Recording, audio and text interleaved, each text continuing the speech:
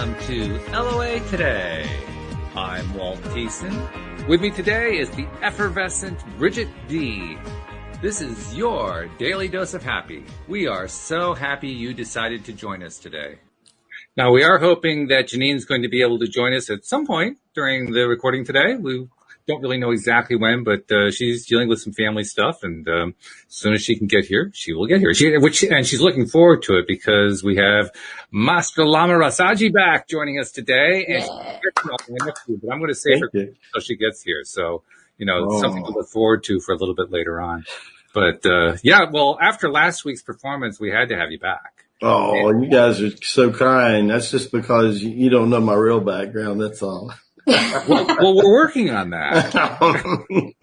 The problem is the private investigator I hired still hasn't given me the report. So no. That's it. Everybody's dematerializing these days. It's amazing how much that's happening.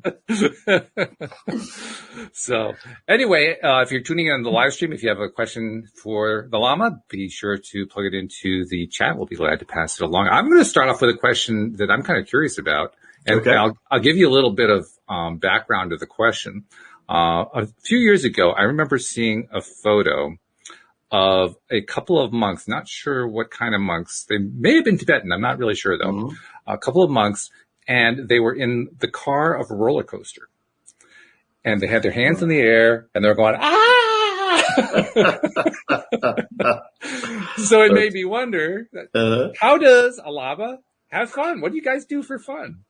Well, that sounds like an episode from Karate Kid #4 or something where they're racing in a Volkswagen, right? Right, yeah. Well, number one, the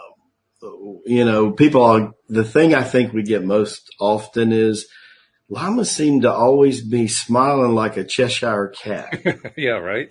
And the thing that I can tell them is that since Tai Chi Gong is such an inner game, and the existence of us for 3,000 years, and then living part of your life in the Himalayas, I was fortunate, of course, to go to India and spend about 4.5 years learning about the roots of our system. And that's been pretty incredible. But, I don't know about all the lamas. I know about this lama, and I love to bowl.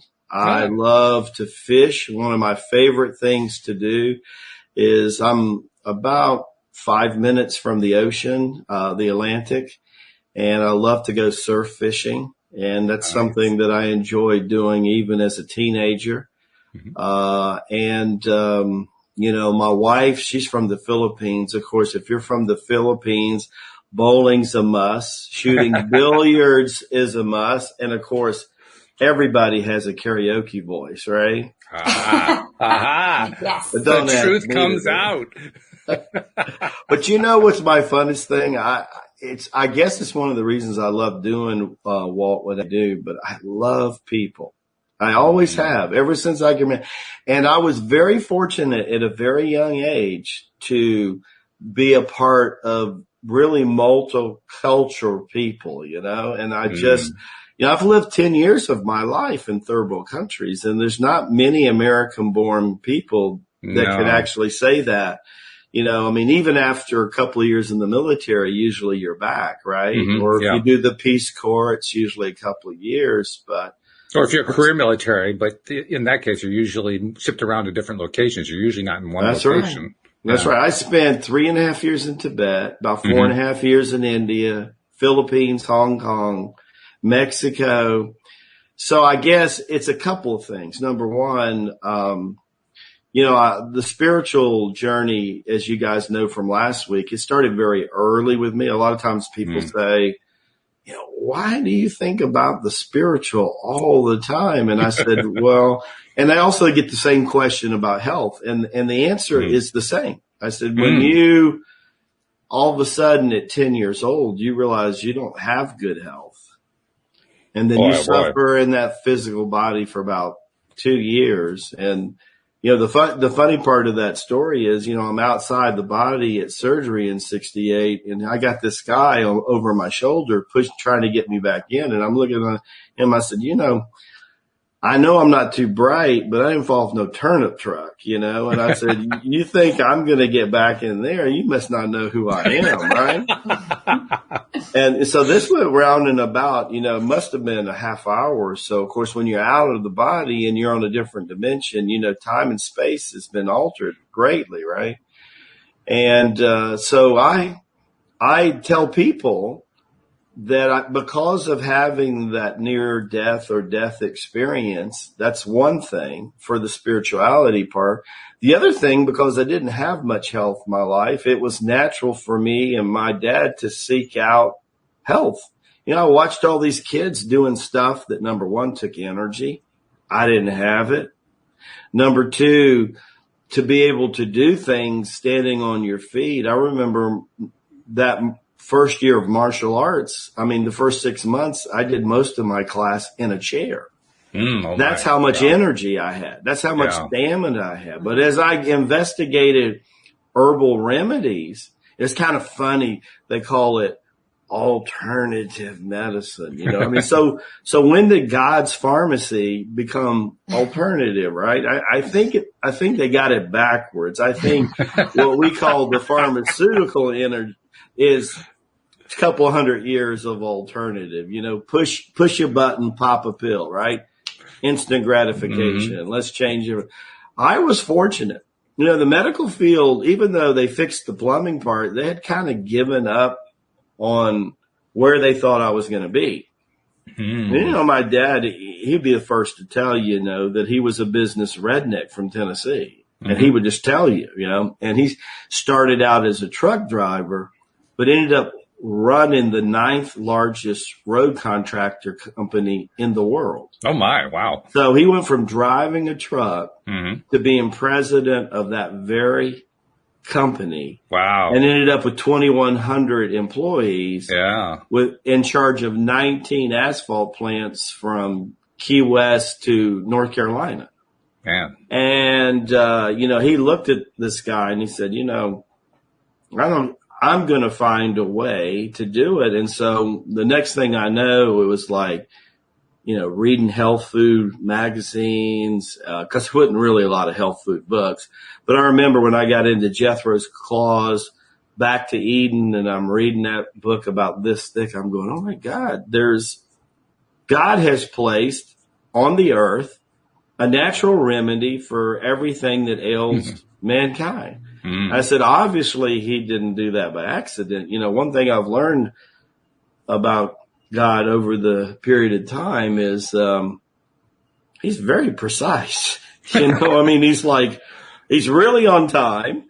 I guess that's why they call him omnipresent. Mm. And he's got something for everything. And, even though sometimes we don't want to do it the way he wants to do it, and we go to, in the Lama series, the basic concept for us of prayer means to ask, meditation means to listen, and contemplation means to become. Okay. So we hear him tell us things if we're in communication. Isn't it funny how we kind of want to mess it up? I didn't hear you right, did I? You don't really want me to do that, do you?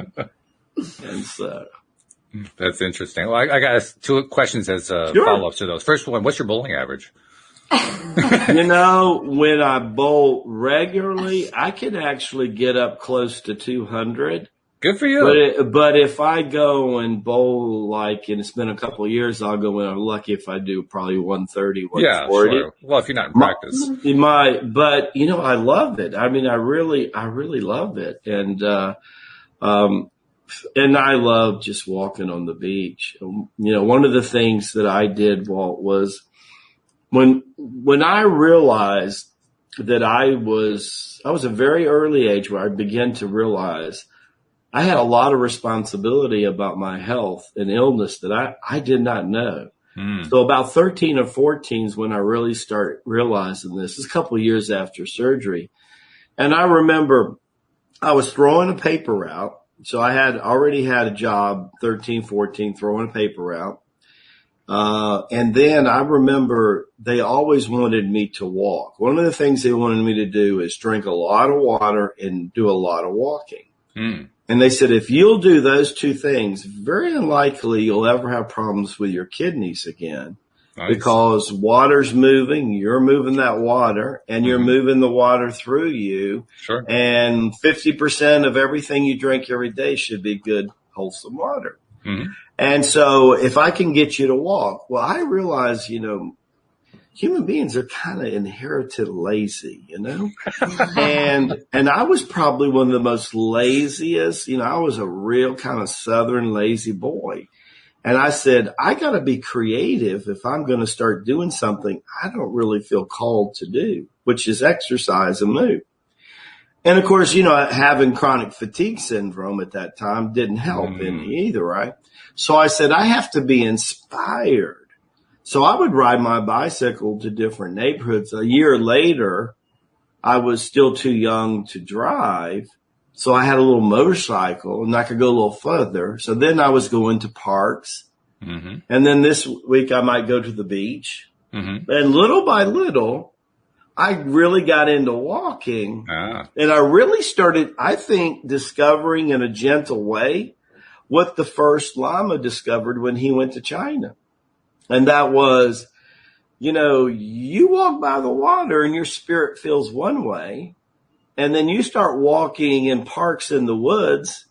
And even with trees only 75 to 100 years old, you start feeling a different way. Absolutely. But you feel positive. You can't quite put your finger on it.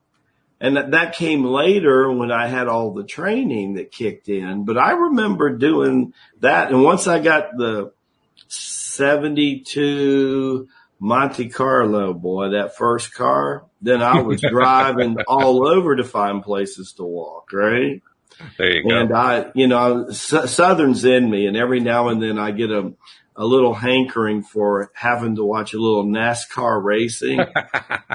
And I know that God saved me for that because my foot gets a little bit heavy on the accelerator. Oh, the truth comes out. Okay. Definitely. I've had a few Mustangs in my life and, and a couple Camaras and, yeah. I kind of imagine you like a modern day Huck Finn is what I'm thinking of. Yeah, you'd probably be right on target. Right on target. Yeah, probably I'm best. Down here in the swamps of Florida, right, you get the airboats. And one thing about the airboats, a lot of people don't know it, is you actually have a plane propeller behind your back. Oh, yeah, right. And I've been on those things. I said, gosh, this feels too natural to be real, I'm trying to think, how am I going to drive and chant with my mala beads at the same time, So anyhow, but I'm one that definitely, your guys' show's perfect for me because, I just so much believe in laughter. When I was a little kid, one of my favorite things was to sit around with my dad on Sunday night and watch Red Skeleton.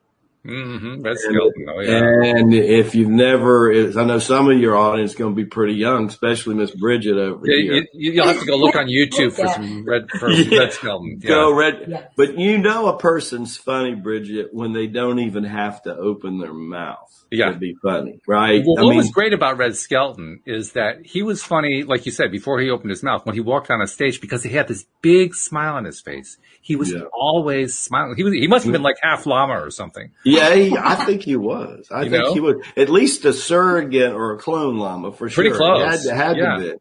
But my gosh, I would just laugh in stitches rolling. He would do Clem Cadiddlehopper. Oh yeah, that was and great. I think I would just fall to pieces, man. Yeah. And I think the modern day version of that was when I went to the movie and saw Dudley Moore do Arthur. Oh, right. And that was like the first time that a modern day comic hit me in the way that Red Skeleton hit me. But if anybody's never seen Arthur, oh my God, you gotta see Arthur. I literally, I probably drove people out of the movie theater the first time I was laughing so hard. But, the funny thing about, what we know about, what I've discovered about people is, there's a lot of people today that are opening up, as you guys know, spiritually, whether they're religious, non-religious, it don't matter. We're all spiritual beings. But one thing I've loved about laughter is that, when you're laughing, you can't be worried and you can't be sad. And I think one of the strongest things that I'm trying to teach people to overcome is, you can spend 15, 30 minutes a day doing some self-improvement, maybe a little praying, a little meditating, connecting, maybe some Tai Chi, maybe some yoga, maybe not, but connecting in your own way. And my Lord, a phone can ring and a family member, a non-family member, and all of a sudden you got a dose of worry. Mm-hmm. And all the positive energy you tried to build in the morning just went completely out the door. Because I've discovered this over the years. We don't give the same emotional power to each emotions nor to each thinking. Definitely. You know what I'm saying? I mean, absolutely. Look at the level that people give to fear and worry, right? Can you imagine what would happen to the world if we just taught them to give that kind of emotion to joy, love, and laughter? Oh my goodness. What a self-improvement concept, right? Mm-hmm. Oh yeah. That worry will just completely go out the window. What I've discovered with my world travels too, in different cultures, the degree of worry is deeply embedded. Oh yeah. Is in certain cultures even more than others cultures, right? Well, it's habitual, really. I mean, it's a habit that's built up over millennia. Generations has been going on for a long time, except in Bridget's family. Bridget doesn't seem to have any worry. Bridget, you can tell, but she don't have a wrinkle on her face. She don't even know what the word worry means. It's like we're speaking another language. I wanted to know what your advice would be for someone who felt uninspired and to them they can't really connect well with nature. What would you say for that person? Well, the first thing I would say is go to Rasaji.com and read my first book for free. That's what I would say. That's my first thing I would say. Okay. But great plug, by the way, I must say. That was well done. Slipped it right in like a llama does. You just write like that. Yeah. I told you, Forrest Gump goes llama. I'm not going to miss a moment. There you go. It's funny, but I think the root, Bridget, of all depression is you're alluding to. I think you're stepping right in it because in that first chapter, if somebody truly believes they're connected to the divine, even in bad times or feeling lousy times, they know that he's there, right? Mm-hmm. Or maybe they believe in God, but they're in the victim state of, he dropped me off at the bus station. You know what I'm saying? Mm-hmm. Or I believe in God. He didn't drop me off the bus station, but I sure don't feel like I can connect with him. Example like Walt, Bridget, and Lama Rasaji do, right? So for some reason, God's dealing you and me a better portion than it's dealing them. See, I think these are three frameworks of how a lot of people today feel about their connection to the divine. That's why in my first chapter, I talk about that. Now imagine they're in any one of those threes. I got to tell you that a depressed person, they're going to be in one or more of those states on a constant basis. And that is their unconscious affirmation that they are repeating simultaneously. See, in that chapter, one of the things I told people is do a little bit of investigation with psychologists. You know, the old saying is you can't keep doing and thinking the same way and expecting different results, right? Mm-hmm. That's the definition of insanity. Well, psychologists take that a little bit further. What they say is it's amazing when they do therapy on patients of how many people are thinking the same thought process that they thought 5-10 years ago.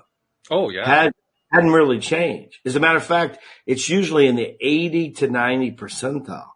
They don't realize that, they can take up this and begin to 5, 10, 15 minutes a day, do it consciously, or they get to surrender to the rest of the world thinking through them. Because what most people are doing, they're allowing CNN and Fox News and Lord knows some kind of soap opera to basically speak through them and not conscious enough to know that how much that's influencing their whole day. And these days you can add in social media. Yeah. Oh, yeah. Yeah. You know, it's amazing, you know, the polarity of social media. You know, I was one of the first 100,000 on Facebook. Can you imagine? One of the first 100,000 people on Facebook have two I didn't know profiles. you went to Harvard. Oh, I'm sorry. No. But I was there. I can remember that happening, right?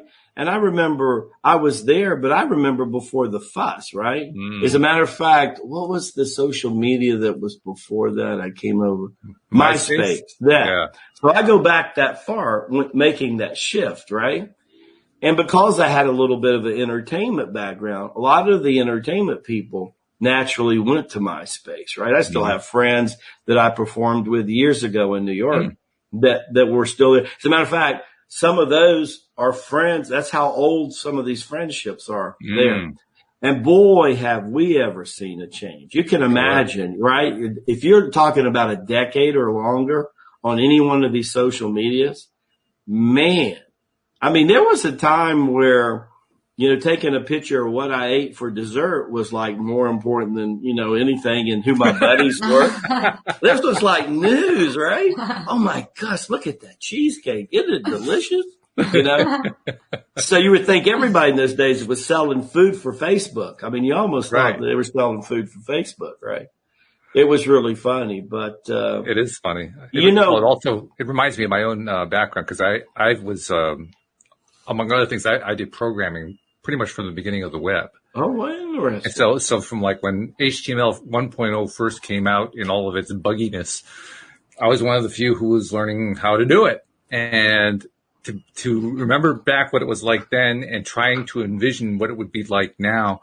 I mean, we got some of it right. Those of us who were imagining it, but there's an awful lot we missed. Oh, wow. And social media was definitely one of them. I never in a million years would have picked social media as a major, major player by now. First of all, because I didn't even know the name. But second of all, just the concept of people, you know, doing all this online stuff together as a regular way of doing things. Right. I mean, I thought it'd be like, you know, an occasional business meeting or something like that. Yeah. It never occurred to me that people would be doing it 24/7.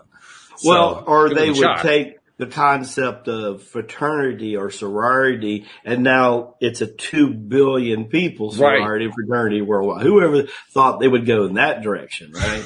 Well, Mark Zuckerberg did, but other than him. Yeah. Well, he claims he did, but there's people that claims different, right? Yeah, it's kind of funny. I mean, that's a whole story in itself, and we got to be careful. We don't want to get kicked off of their channels, right?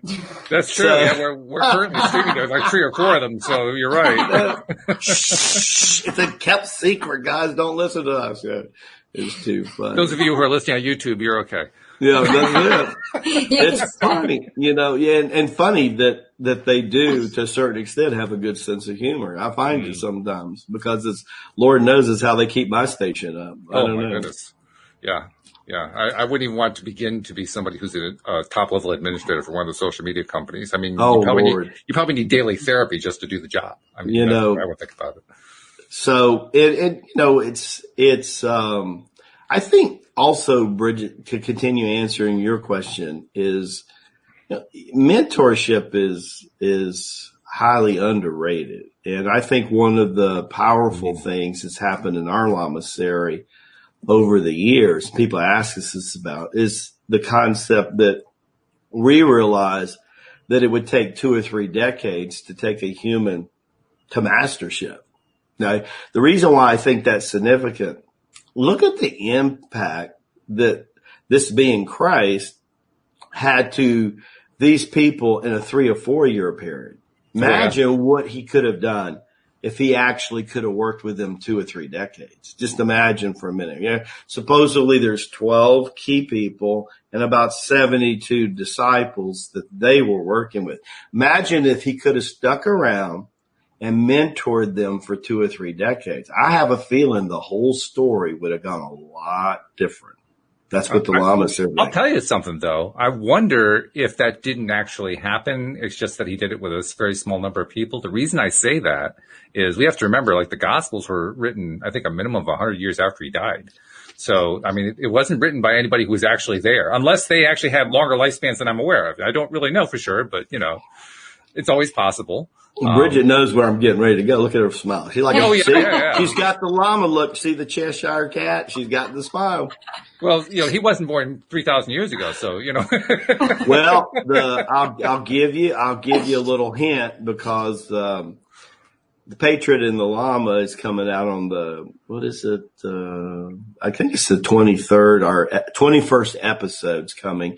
And just to give people a feel of what happened, 20 weeks ago, Jimmy Swin and me started doing that show, live stream, YouTube, Facebook, just like you guys are doing. We had 45 people show up. Last week we had 1,500.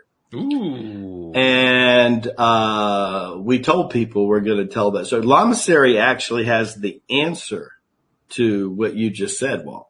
Cool. And Bridget knows that. And you're not that far off at all. Not that far off at all. And so the next time we come on after that, if you guys want to talk a little bit about that, we'll definitely talk about that. That's very interesting. Yeah. Yeah. We actually do know. And when I got to the Lamasery, I kept reading the book years, King James Version, about 1,800 pages, about like this, right? Mm-hmm. Mm-hmm. So I get to Tibet, one of the first things I do. So I've been studying 3 years, remember, in America. Mm-hmm. Now I'm a couple of months in Tibet and I'm rubbing my hands because I'd heard about these books, carved in jade before parchment, bounded by leather straps. And they had I said, I can't wait to get my hands on those babies, right? So he comes walking up to me. He says, well, you got to get through this book. And so this book was about 18 to 24 inches. Oof. And I said, what is this? And he said, this is the real Bible. Ooh. I said, what? He said, this is the real Bible. This is the books of Enoch, and this has had a couple Gospels of Mary. Very interesting, right? So, Gospels of Christ himself. So this is the Bible before the Council of Nicaea is what you're saying. Yeah. And the funny thing, what I was told was this. You hear this, and I've talked to a couple of cardinals who verified this. One worked in archives, and one was part of choosing the future pope. Mm-hmm. And they were ex-cardinals. And on one of my trips to India, years later, I had this friend that I met who was a scientist at the Max Planck Institute in Munich, Germany. And this guy was really cool. He said, Rasaji, you're coming through. He said, yeah. He says, listen, I got these 2 ex-cardinals I want you to meet with. I said, fine. So we're sitting down and we're having a little get together and having some tea and coffee, and we're talking, and they began to share with me some of the stuff that's coming up. And I said, what are you guys doing right now? So I looked at the scientist. They were testing human blood to see at what temperature it would actually combust, that it would actually dematerialize. I was going, man, I don't know. You guys are just too dangerous for me, Yeah, I'm not stepping into that transporter. No way. So I'm thinking, what is going on? So I started listening to the cardinal, and they were curious about what I was learning and we were sharing. And of course, if you're an organization 3,000 years around, you can imagine you can place people in pretty interesting places. And we've had lamas that were cardinals. We've had lamas that were bishops and politicians and South Korean senators. But they were lamas, but nobody knew they were lamas because we had a reason spiritually, but we still had a reason to get real intel when the time came for us. So we know things sometimes that not everybody knows. But I'm looking at this Bible and I'm thinking, what am I supposed to do with this? He says, when you can find the Tai Chi Gung in the Bible, I'll start considering that you can read those other books. I'm looking at this thing, right? This big, right? How am I going to get through this thing? When he first came up to me and told me he's going to have me read the Bible, I said, I've been to that thing 11 times. I know it from cover to cover, still as arrogant as all get out, right? But You're like the freshman social science student who showed up in class and said, "Oh yeah, I got this down pat," and got handed 5 textbooks, each 500 pages. That's basically the look on your face. Oh my God. I was like, you've got to be kidding. I mean, I just remember, and then on top of that, he said, I got to tell you something. You're here, we practice silence. I said, what? He said, we practice silence. I'm thinking, well, I don't like to talk too much, so that should not be a problem with me. And I said, what do you mean by practicing silence? Like an hour or 2 a day? Oh, no. You get to talk 1 or 2 hours a week. And that's if you do all your training, all your penance, your spiritual practices, and all your chores. And guess what? Yeah, you got it. Every now and then I'd go a couple weeks and I'd mess up. Forrest Gump, right? I'd mess up and I couldn't talk for 3 or 4 weeks. Now you can imagine that was not difficult for me at all. Oh, yeah. And we would get to the 1 to 3 is when the energy changes from the solar cycle of the day to the lunar cycle of the day, from yang to yin, right? Mm-hmm. And so that's when we would have our Friday get together, and we'd either have a master or a master Lama giving us instruction. And then the only time we could talk, we had to raise our hand, and then we had to wait, of course, to be called on. And of course, if they saw me even remotely shaking in my boot that I was too anxious to talk, of course, Rasaji wasn't even there, right? They just go to the next guy, right? Now, this went on 6 continuous weeks. Wow. Leading up to that trip I told you a little bit about last week, where they took me up on the mountain for 45 days. 6 weeks. So that's boot camp. Yeah, that's it. Yeah. And then you're going to take me up for another 6 weeks. And now not only do I not hear anybody else talk, I can talk all till I'm blue in the face, but I'll be talking to a 4-legged llama, not a 2-legged llama, right? And nobody would care because there's no cameras, no cell phones, no nothing. Now you do anything weird, somebody's got you, Yeah. But in those days, I went up there and I just sit up there and, it was like, oh my God. But then it hit me about halfway through. I said, man, this was a setup. It was a setup. They were getting my mind ready. And when you realize that, one of the things I've noticed about Tai Chi Gong is the very resistance, especially to our Western culture, right? Because Tai Chi Gong means give power to peace, which is the same thing that the mantra Om Shanti means, Om is the seed bindu word in front of all mantras, but it actually means give power to. That's why it prays. So if I want to give, to Om Shanti, give. So when you practice that, I asked the Lama one day after coming down the mountain, I said, why are we supposed to be practicing these exercises every day, And he said, so that you get comfortable with your own peace. And, until I started teaching, that never really hit me. I mean, it hit me a little bit on the mountaintop, right?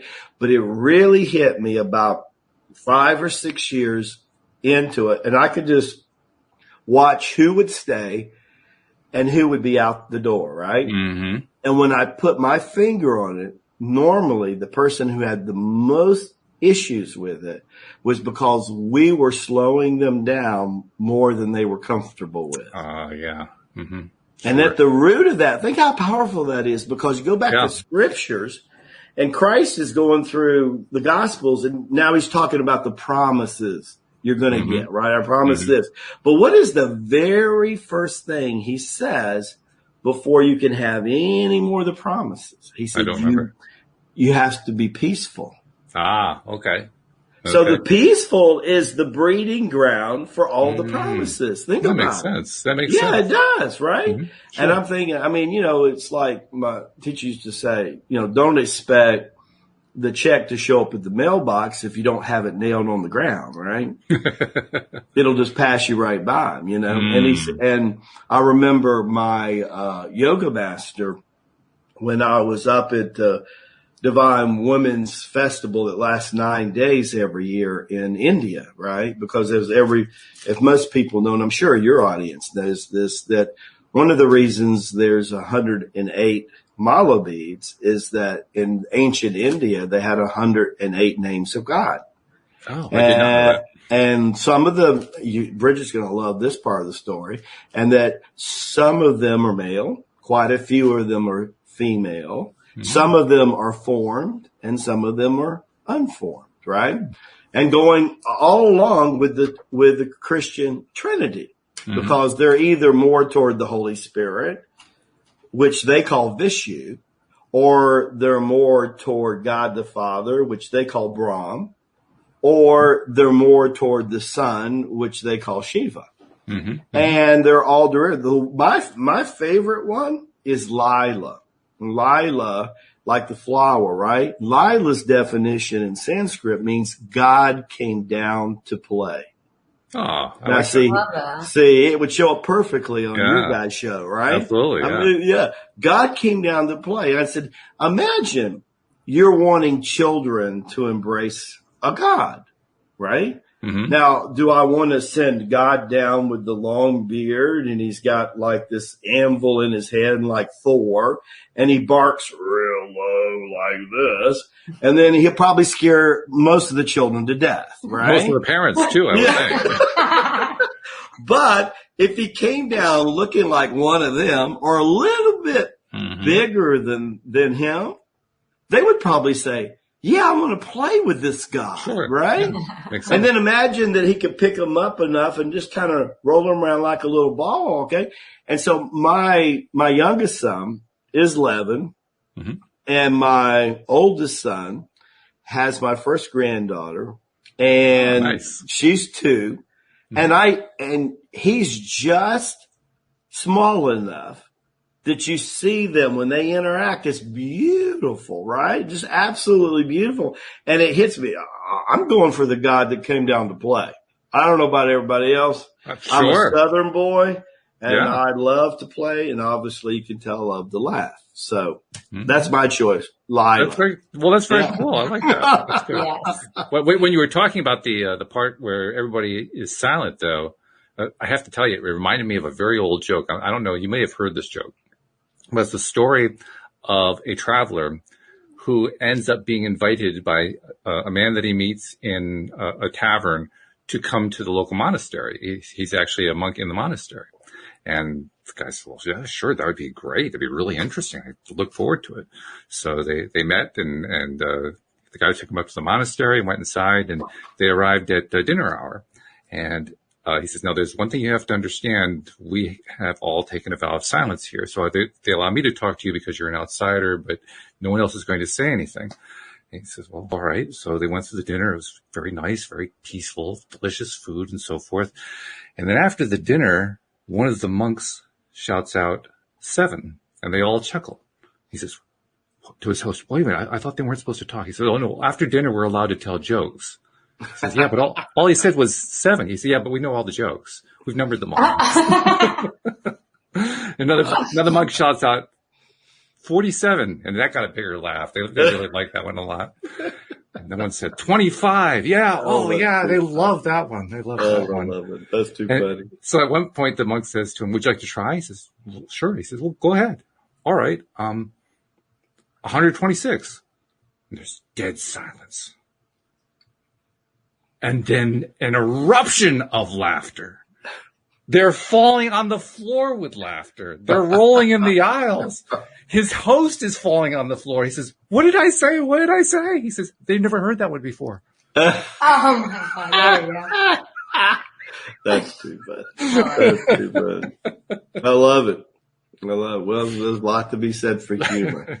That is true. A lot to be said, you know. I bet you when we're done, first thing Bridget's going to do is Google Red Skeleton. What do you think? Well, Red yes. Skeleton, absolutely, yes. I love to laugh, so yes. And she's going to have a lot to share with us next time we get back together. That's going to be funny. Well, and Red Skelton, that's the other thought that comes to me about him. He had a very gentle sense of humor. You were just telling a story about God coming down to play with children. Red Skelton would have been perfect in that role. Oh, yeah.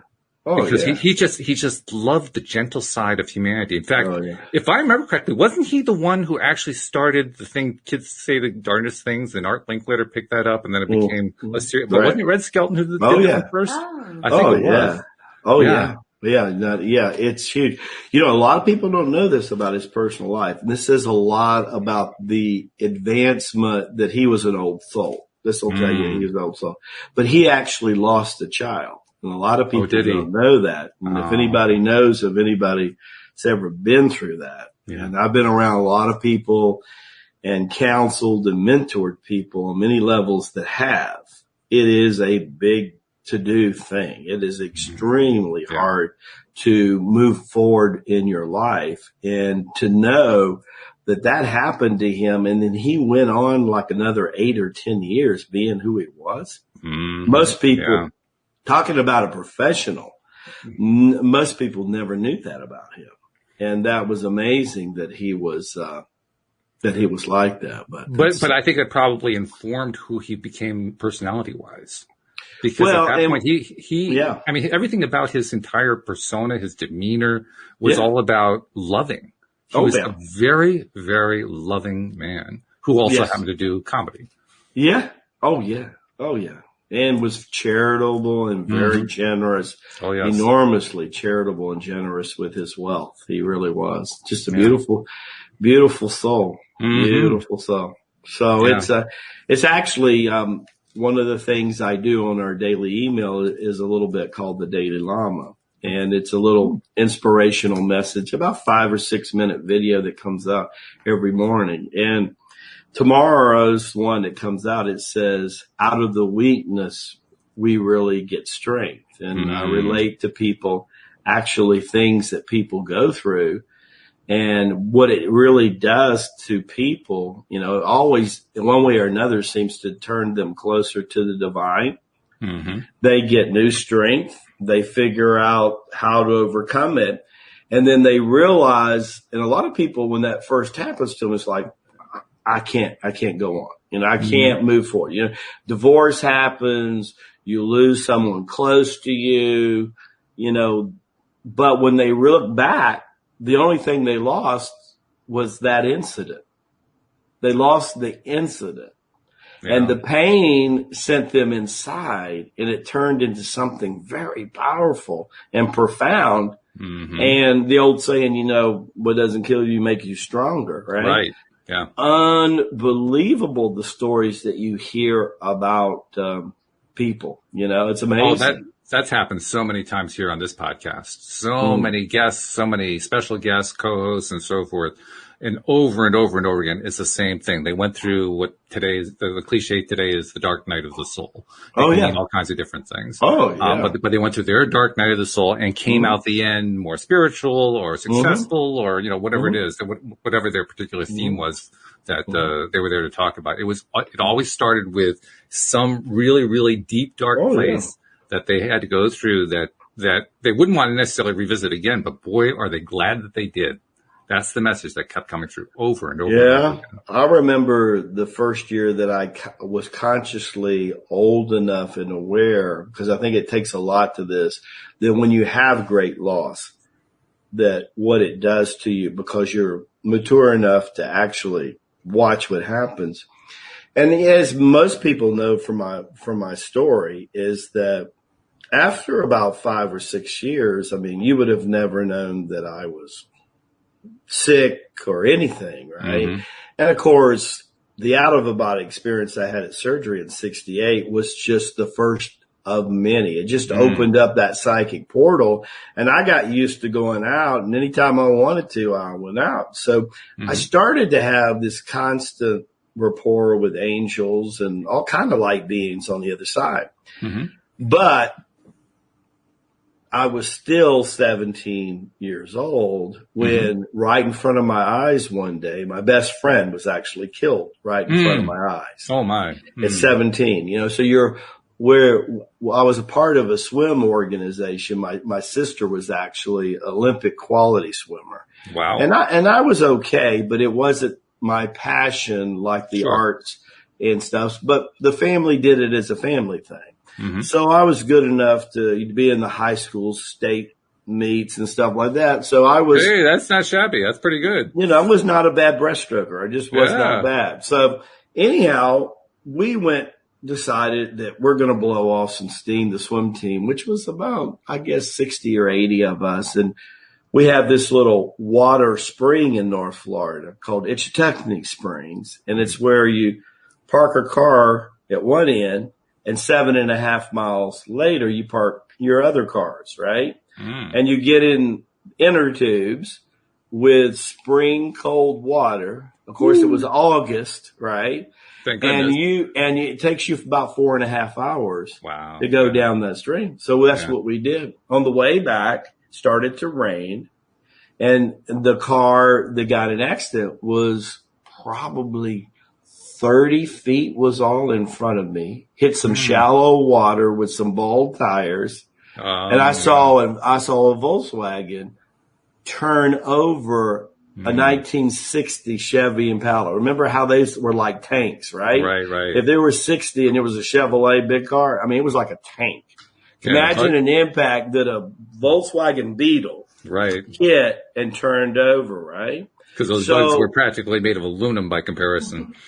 I got the PTSD syndrome. I mean, I got it. I'm sure. It was just, I had it. I did not know. And I had my two sisters and their best friend in the car.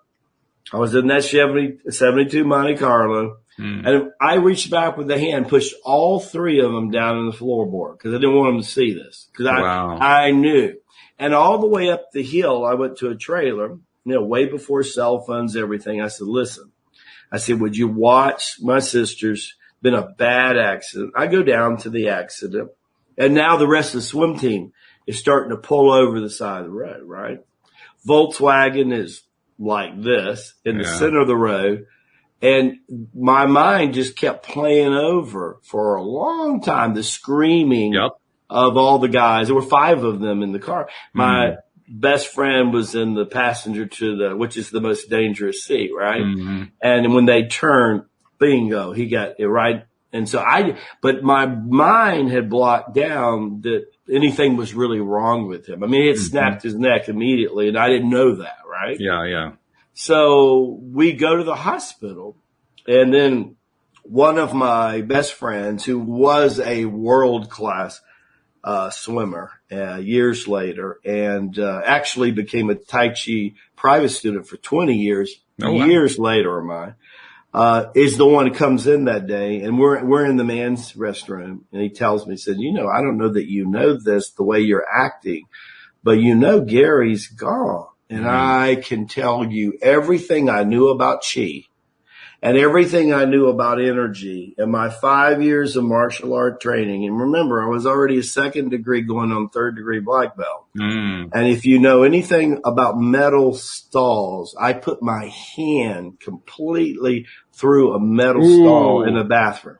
Wow. Like it was a hot knife going through butter. Yeah. I didn't even feel it. And my hand didn't even swell. Wow. And it was just all Chi. It was just focused that to all that point. But I remember for about 6 months waking up, cold sweats during the night, having, dreams about him.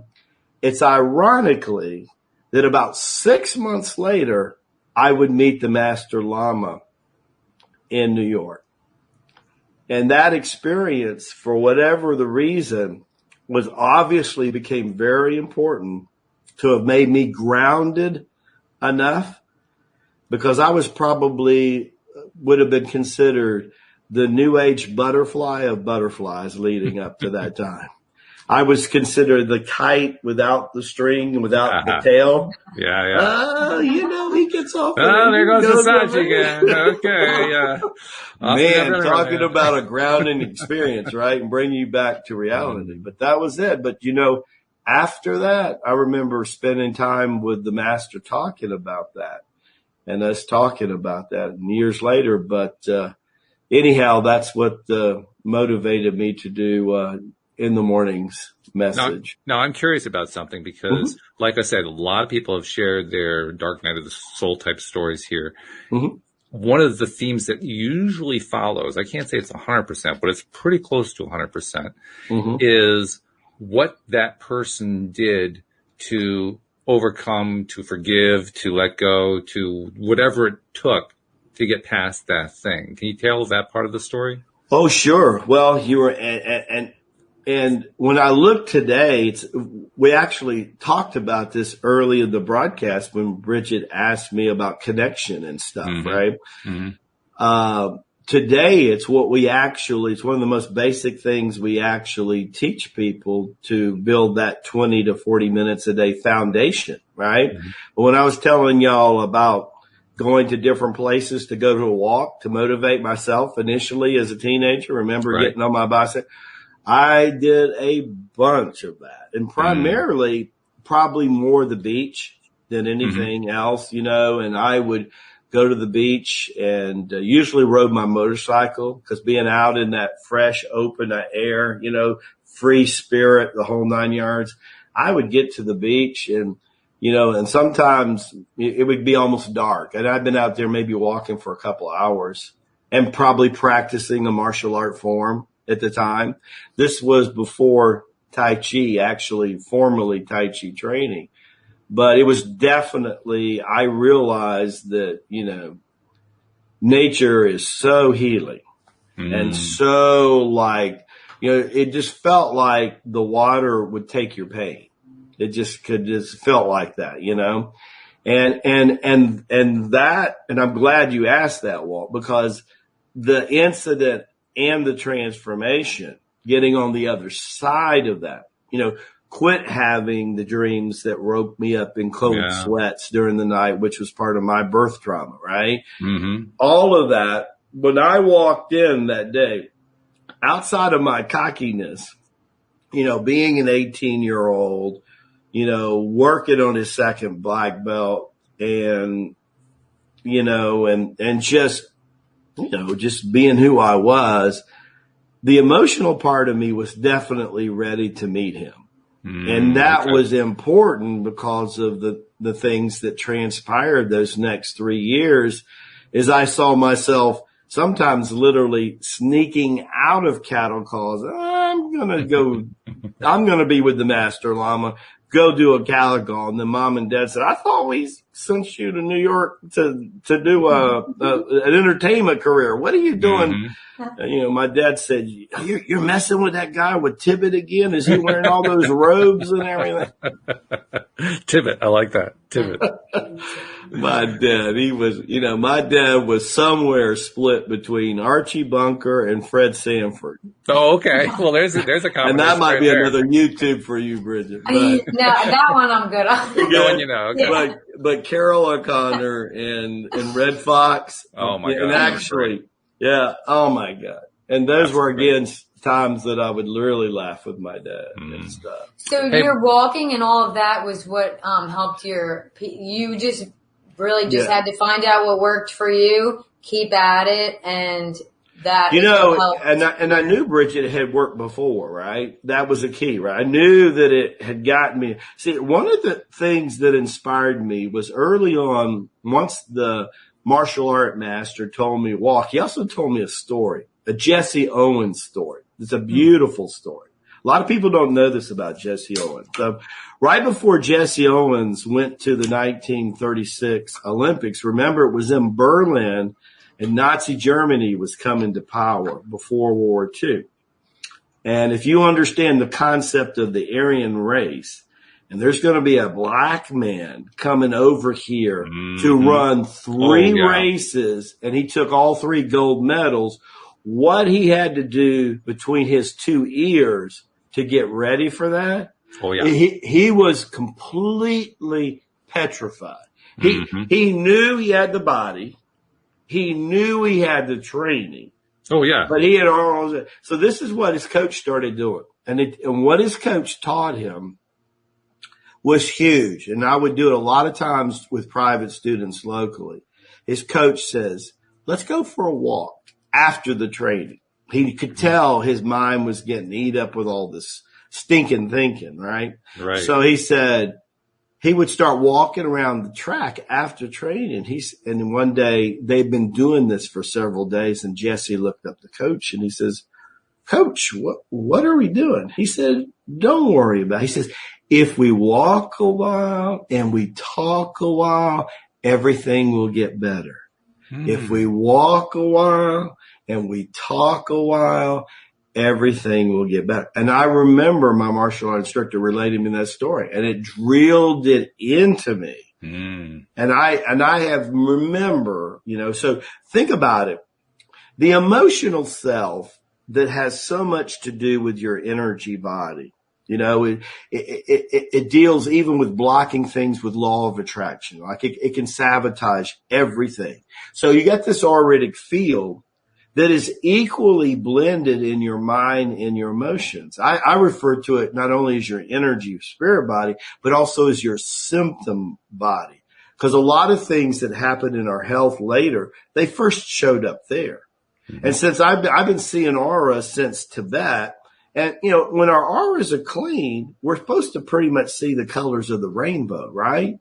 But when we're holding on to a lot of emotions from the past, you'll see browns, you'll see some black, and you'll really see a lot like, I spent a lot of time in the Smoky Mountains. And if you've ever been in the Smoky Mountains in the Carolinas and Tennessee, it looks a lot like that in people's auras when they're really hanging on to stuff, right? Oh, okay. So one of the things that the Tai Chi Gung exercises does, it cleanses that psychic energy body, which means it cleanses your emotion and your mental energy.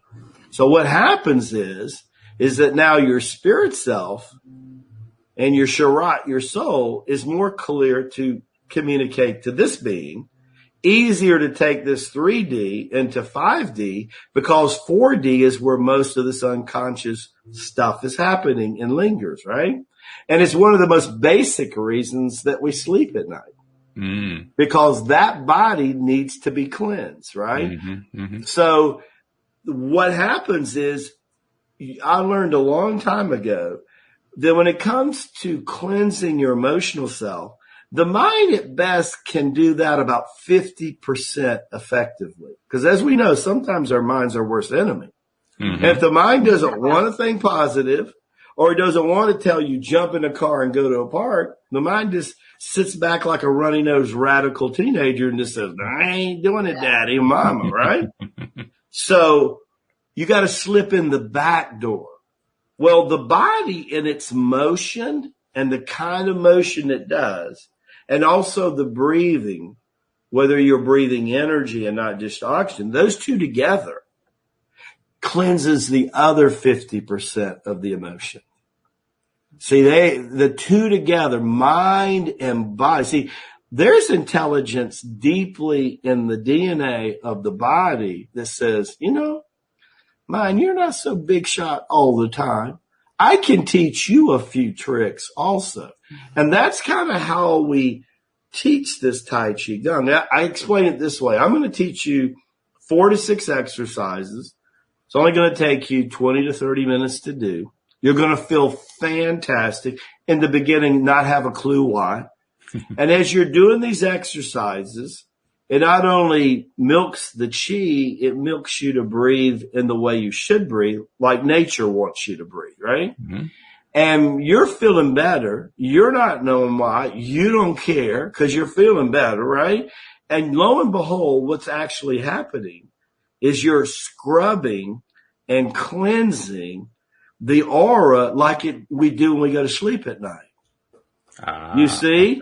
So when I was in Tibet, it was about 6 months that first year. Of course, I didn't see the Lama much because shortly after I was there, he was promoted to head Lama, Maha Lama. So he had more duties to do. He was no longer my private mentor, so on and so forth. But every now and then he would are you okay, Rasaji? Because he was concerned about me being homesick. I was only 19 years old. He was concerned about me being homesick. And wow. We'll see you all next time here on All the Way Today. Goodbye, everybody. Goodbye.